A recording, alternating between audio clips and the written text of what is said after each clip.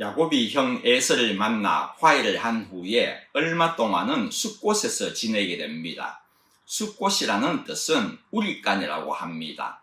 그러니 가축을 위하여서 거기서 얼마 동안 살려고 생각을 하였던 것 같습니다. 그곳은 목축하기에 좋은 땅이라고 합니다. 그러나 저는 거기가 아무리 좋은 목축지일지라도 야곱의 마음의 한편에는 요단강을 건너야 하고 최종 목적지인 베델로 돌아가겠다는 생각을 가지고 있었을 것입니다. 베델로 돌아가야 하는 그 이유는 다음 장에 보면은 하나님께서 베델로 돌아가라고 그렇게 말씀을 하셨기 때문이기도 합니다만은 그 이전에 야곱이 에서가 두려워 아버지 집을 떠나 하란으로 갈 때 하나님께서 만나 주셨던 장소이기 때문이기도 합니다. 그 서원 기도에는 꼭 베델로 돌아오겠습니다 라는 말은 없지만은 기도의 내용을 보면은 충분히 베델로 가겠습니다, 돌아오겠습니다 라는 것을 알 수가 있습니다. 그래서 비록 목축하기에 좋은 땅에서 살려는 생각은 하고 있었겠지만은 결국은 베델로 돌아가야 한다는 생각은 마음 한편에는 늘 갖고 있었다고 저는 그렇게 생각을 합니다. 하나님을 처음으로 만나서 한 서원 기도인데 그 서원 기도를 잊어버릴 수가 있겠습니까? 이제 야곱은 숫곳에서 얼마간 살았는지는 정확히 알 수는 없지만은 요단강을 건너 드디어 가나안 땅으로 들어왔습니다. 나름대로 그는 서원 기도의 목적지를 향하여서 조금씩 다가가고 있는 모습이지 않습니까? 가나안에 들어와서는 첫 거주지를 세겜 성읍 앞으로 정하게 됩니다. 당연히 아직까지도 이방인 같은 그에게는 성 안에서는 살 수가 없었을 것입니다. 성읍 바깥에 장막을 쳤다는 의미도 언젠가는 이곳을 떠나야 한다는 의미 아니겠습니까? 그런데 이때 디나의 사건이 일어난 것입니다. 성경은 가나안으로 발을 디딘 그때의 첫 사건으로 디나의 사건을 다루고 있다는 것은 큰 의미가 있다고 생각합니다.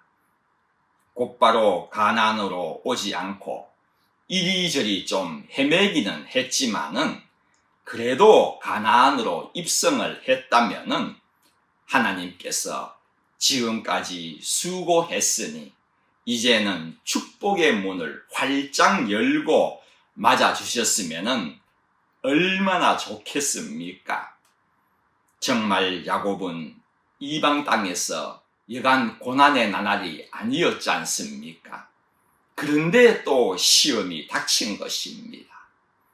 지금까지는 야곱이 아내와 형제의 일로 힘들었지만은 이제는 자녀의 문제로 큰 시험을 받고 있는 것입니다. 이게 더 마음 아픈 일 아니겠습니까? 참을 수 없는 일 아니겠습니까? 이 사건은 그에게는 큰 충격이었으면 틀림이 없습니다. 야곱이 나중에 총리가 되어서 바로 앞에 설 때에 이러한 말을 한 적이 있습니다. 창세기 47장 9절 말씀입니다. 야곱이 바로에게 이르되 내 나그네 길의 세월이 130년이니이다. 내 나이가 얼마 못되니 우리 조상의 나그네 길의 연조에 미치지 못하나 험악한 세월을 보내었나이다. 이렇게 말을 한 것입니다. 야곱이 자신의 일생을 평가할 때에 험악한 세월을 보냈다는 것입니다. 그 험악한 세월 가운데 하나가 분명히 이 디나의 사건일 것입니다. 자신의 가슴에 못을 박은 사건 아니겠습니까? 그러나 야곱의 이 고백은 험악한 세월을 보냈다는 것으로 끝나는 그러한 고백이 아닙니다. 그러한 생을 살아왔지만은 하나님의 은혜로 이 자리에 설 수 있었습니다. 이 고백을 더 정말로 말하고 싶었던 것일 것입니다. 즉 험악한 세월, 힘들었던 그 고난들도 결국은 하나님의 인도하심과 지켜주심과 도와주심으로 인하여서 지금 이곳에 설 수 있게 되었습니다. 이 고백이 그의 참 고백이라는 것입니다. 크게 쓰임을 받을 자에게는 하나님께서는 훈련도 빡세게 시키실 것입니다. 여러분, 우리도 내게 주어진 고난이 크면 클수록 하나님께서 나를 더 크게 쓰시려고 하시구나라고 믿으면 틀림이 없을 것입니다. 큰 고난을 거친 야곱은 나중에 어떠한 자가 됩니까? 육신적으로는 나이가 많아지니 점점 쇠약해져 갔지 않습니까? 그러나 영적으로는 더욱 눈이 밝아 여러분들도 잘 아실 것입니다. 요셉의 아들에게 팔을 어긋나게 축복하는 그 장면, 성경 속에 몇 안 되는 명장면이지 않습니까? 아버지 이삭도 똑같이 눈이 멀었지만은 에서와 야곱을 구별 못하고 팔은 바로 뻗었지만은 축복은 어긋나게 야곱에게 해버렸습니다. 그러나 야곱은 아버지와 똑같이 눈이 멀었지만은 아버지와 달리 팔은 어긋났지만은 축복은 바로 에브라임에게 내리는 것을 볼 수가 있지 않습니까? 이 세상 어느 누가 그러한 모습을 연출할 수가 있겠습니까? 지금도 우리의 뇌리에 남는 그 모습, 이것은 축복된 삶이었기 때문에 일어난 일인 것입니다. 여하튼 하나님께서 야곱이 가나안으로 들어올 때에 축복의 문을 활짝 열어 두셨다면 좋았을 터인데 디나의 사건이 터진 것입니다. 성폭행을 가한 자의 아버지 하몰이 야곱에게 서로 통혼을 하자고 제안을 합니다. 이때 디나의 친오빠들, 그러니 레아의 자식들이지 않습니까? 그 난 아들들이 이러한 말을 합니다. 14절 말씀입니다.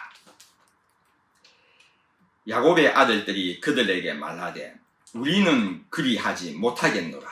할례받지 아니한 사람에게 우리 누이를 줄 수 없노니 이는 우리의 수치가 됨이니라.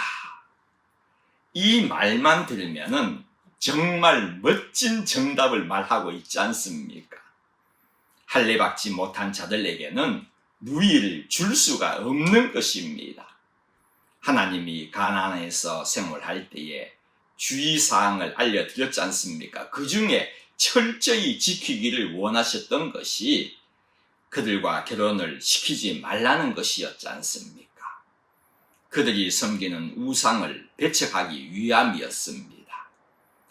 여러분, 여기서 더 말씀을 넘어가기 전에 한 가지를 생각해 보아야 할 것이 있습니다. 야곱의 이름이 처음으로 등장한 것은 25장입니다. 지금 34장에 와 있는데 총 10장 가운데서 이삭의 이야기를 다룬 것은 단 한 장에 불과하고 나머지는 전부 야곱을 다룬 이야기입니다. 즉 야곱이 주인공이라는 말입니다. 아니 뒤에도 계속됩니다. 그런데 본문 34장에 보면은 등장인물로는 야곱을 잠깐 언급을 하고 그 다음 누가 등장합니까? 디나와 급탈을 한 족장 아들과 그 아비 그리고 야곱의 아들들입니다. 그들이 어떻게 일을 벌려가고 있는가를 기록을 하고 있는 것입니다. 제가 말씀드리고 싶은 것은 그럴지라도 하나님께서 내세우고 싶으신 주인공은 누구냐는 것입니다. 7절에 보면은 야곱의 아들들이라는 말이 등장을 합니다. 13절에도 야곱의 아들들, 14절 야곱의 아들들, 25 야곱의 두 아들, 27 야곱의 여러 아들들. 이렇게 야곱의 아들들이 많이 등장한다고 해서 저는 야곱의 아들들이 주인공이라고 생각하지 않습니다. 하나님 보시기에 그 주인공은 누구이냐? 야곱입니다. 그런데 이 주인공이 어떻게 일을 진행하고 있느냐는 것입니다. 그것이 참 중요한 것이라고 생각합니다. 이 본문을 기록하신 하나님의 의도를 깨달아야 합니다. 하나님께서 주인공 야곱에게 말씀하시고자 하는 것이, 첫째는 너는 왜 나에게 이 사건에 대하여서 한마디의 언급도 없느냐? 무슨 말입니까? 왜 기도하지 않았느냐? 이것일 것입니다. 약복강에서는 나를 그렇게도 놓아주지 않고 나를 꽉 붙잡고 몸부림을 치던 그 모습은 어디 갔느냐는 것입니다. 이러한 하나님의 질책에 대한 기록은 없지만 하나님은 이 사실을 추궁하셨을 것입니다. 저희들은 야곱을 기도의 조상이라고 하지 않습니까? 일반적으로 바로 앞에 나오는 그 약복강의 사건으로 인하여서 기도의 조상이라고 그렇게 합니다. 그러한 기도의 선조가, 조상이 이 중요한 디나이의 사건에 대하여서는 왜 하나님께 묻지 않고 침묵으로 일관하느냐는 것입니다. 해결의 방법도 구하지 않았다는 것입니다. 당장 기도하여야 할 일인데 하지 않았다는 것입니다.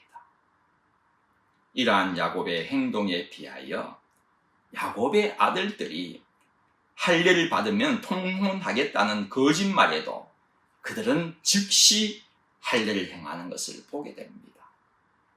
지치 않았다고 기록하고 있습니다. 성문을 드나드는 모든 남자들은 할례를 받았다고 본문은 끝을 맺고 있지 않습니까? 이게 무슨 말입니까? 뜻일 것 같습니까? 그들은 즉시 행한 것과는 대조적으로 야곱은 아무 일도 하지 않고 그 기도의 조상, 기도하지 않고 미그적거렸다는 것을 암시적으로 실책하는 그런 말씀 아니겠습니까? 여러분, 그렇습니다. 우리에게 문제가 일어났을 때에는 기도하라는 하나님의 신호입니다. 하나님께서 신호를 주셨다면 우리가 기도를 하면 응답, 그것만이 답일 것입니다. 본문을 통하여 하나님이 주인공 야곱에게 말씀하시고자 하시는 것 둘째는 너는 지금 어디에 서 있느냐, 이 말씀일 것입니다. 너의 위치가 무엇이냐? 아들들이 그렇게 일을 잘못 저지르고 있는데 그렇지 않습니까? 모조리 죽이려고 하고 있지 않습니까? 그것도 거룩한 할례라는 방법을 이용하여서 거짓말을 써가면서 모략을 짜고 있는데 가장인 너는, 야곱, 너는 지금 어디에 서 있느냐라는 하나님의 질책도 있을 것입니다. 지금 보십시오. 아들들이 모든 주도권을 쥐고 그들과 이 중요한 문제를 다루고 있지 않습니까? 야곱은 지금 완전히 자신의 자리를 잃어버린 것입니다. 본문 앞에 보면은 상대가 자신에게 찾아와서 이야기를 합니다. 그렇다면은 야곱이 그들에게 호되게 추궁을 해야죠. 야곱에게는 딸이라고는 디나가 전부라고 하지 않습니까? 성경에 다른 딸 이름 기록이 없기 때문에 그렇게 말하고 있습니다만은, 그런데 더 있었을지도 모르죠. 아무튼 한 둘의 딸이 더 있든 없든 간에 외동딸이건 아들도 아니고 딸이 겁탈을 당했다면은 그냥 있어서는 될 일이 아니지 않습니까? 가장이 말입니다. 누가 8장에 보면은 야이로가 예수님 발 앞에 엎드려 집에 와 주십시오, 그렇게 빌었습니다. 나름대로 지위가 있는 사람이지 않습니까? 그런데 주님의 발 앞에서 납작 엎드려서 그렇게 구한 것입니다. 가장 낮은 자세를 왜 취해야만 했겠습니까? 외동딸이 죽어가고 있기 때문이었지 않습니까? 하나밖에 없다는 것은 이렇게 귀한 것인데 그렇다면은 야곱이 나서서 가장으로서 할 일은 해야 하는 것이지 않습니까? 지금 야곱은 어디에 서야 할지 방향을 완전히 잃어버린 사람이었다는 것입니다. 가나안에 입성했을 때의 첫 사건으로 이 일을 다루고 있는 것은 하나님께서 저희들에게 중요한 것을 알려주시기 위함임을 깨달아야 하는 것입니다. 이 일은 그렇습니다. 디나에게는 평생 잊지 못할 상처임에는 틀림없습니다. 무엇으로 갚지 못할 해를 입은 것은 틀림이 없습니다. 그러기에 디나의 친오빠들이 화가 하늘 끝까지 치밀어서 그러한 것은 이해가 됩니다. 그렇다고 사람을 전부 죽이려는 그러한 작정과 계획을 세울 만큼의 일이냐는 것입니다. 죄의 대가를 다른 방법으로 찾아야지 사람을 모조리 다 죽이려고 해서는 되겠느냐는 것입니다. 정도껏 해야 될 것 아닙니까? 여러분, 죽을 죄를 지었지만 눈에는 눈, 이에는 이가 아닙니다. 도저히 용납이 되지 않지만 그들을 사랑으로 용서해 주는 것이 하나님의 백성으로서의 할 일임을 하나님께서는 이 첫 사건을 통하여서 저희들에게 알려주고 있는 것입니다. 족장의 아버지가 찾아왔을 때, 그래, 당신들은 잘못했지만은 우리는 용서한다. 그러나 할례를 받고 우리의 하나님을 섬겨라. 이렇게 말을 했더라면은 이보다도 더 좋은 방법이 어디 있습니까? 그렇게 했더라면은 이 가나안에서의 시작은 너무나도 불행한 일로 시작했지만은 끝은 너무 아름다운 하나님의 백성답게 끝났을 것입니다. 하나님은 분명 이것을 원하셨을 것입니다. 야곱의 아들들은 다른 방법을 찾아야 했었지만은 해결을 엉뚱하게 하려는 작정과 계획, 하나님 앞에서의 큰 잘못입니다. 그렇습니다. 평생 안고 가야 할 치욕적인 일 때문에 한 명도 아니고 모든 남들을 죽이기로 작정하고 계획한 우리 인간과는 다르게 우리의 죄의 대가는 어떻습니까?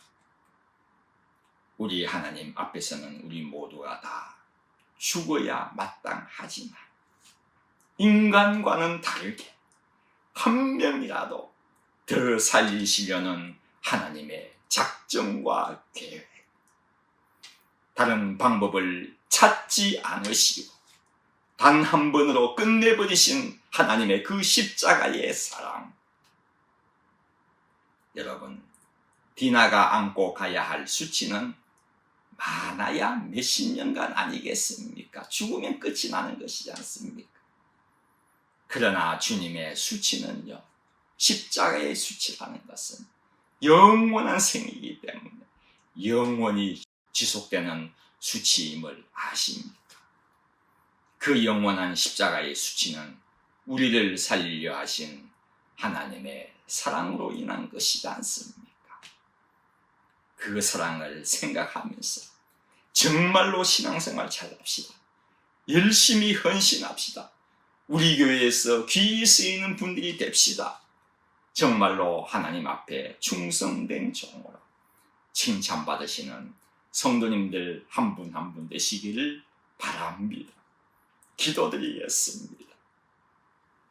하나님, 나의 앞에 문제가 생겼다면 하나님께 기도하라는 신호입니다. 하나님께서 신호를 주셨다는 것은 또한 응답을 하시겠다는 뜻 아니겠습니까? 오늘도 저희들 기도 제목을 가지고 나왔습니다. 구하라 그리하면 주실 것이라는 이 말씀을 믿고 기도합니다. 주여, 이 약속대로 저희들에게 이루어 주시옵소서. 믿사오며 예수님의 이름으로 기도드립니다.